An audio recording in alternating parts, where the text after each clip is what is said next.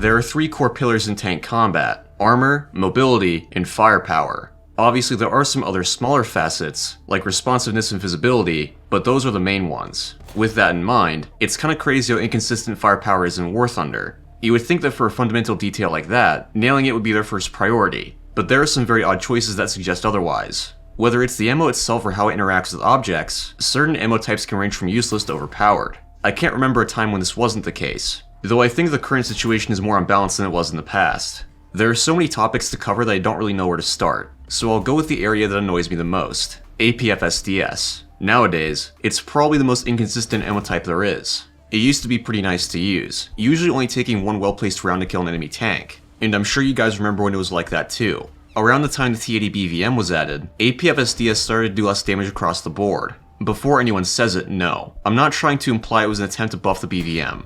When questioned about it, Gaijin said there were no intentional changes to APFSDS, and that they believed it was a bug with vehicle damage models. Not long after, a changelog came out saying the issue was fixed, but APFSDS is still more or less the same. There are a lot of variables at play here, so it could be a number of things, but it at least partially seems to be an issue with residual penetration. Realistically, when you're penetrating armor, you don't want to hit a plate that's too thin. This is generalizing quite a bit, but the less material there is in the way of the round, the less spall will be produced. War Thunder seems to model it the other way around. The less residual penetration the round has, the less damage it will do.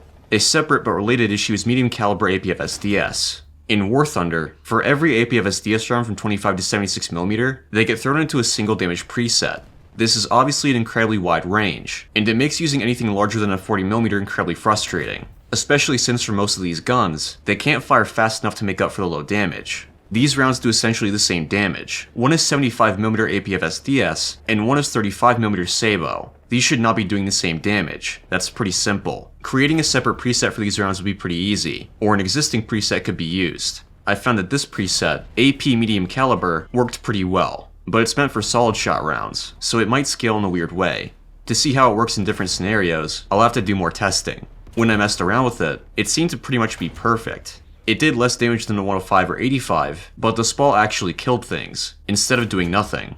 On the topic of solid shot, let's talk about full caliber rounds. The relationship between AP and APHE used to be fairly balanced. AP would give you a bit more penetration, but APHE would give you a bit more damage. Realistically speaking, that's pretty much how it worked, though solid AP was preferred. But since Gaijin switched to a penetration calculator, there's really no reason to bring solid shot. Unless you're British or French, then you don't have a choice. Nowadays, APHE gives you more penetration and damage, which is fine if both rounds are available. Solid shot is given as the default round, and you research APHE to be more effective. But for nations that historically didn't use APHE, this creates an imbalance. It would help if APHE behaved realistically, i.e., exploding into a cone instead of a sphere.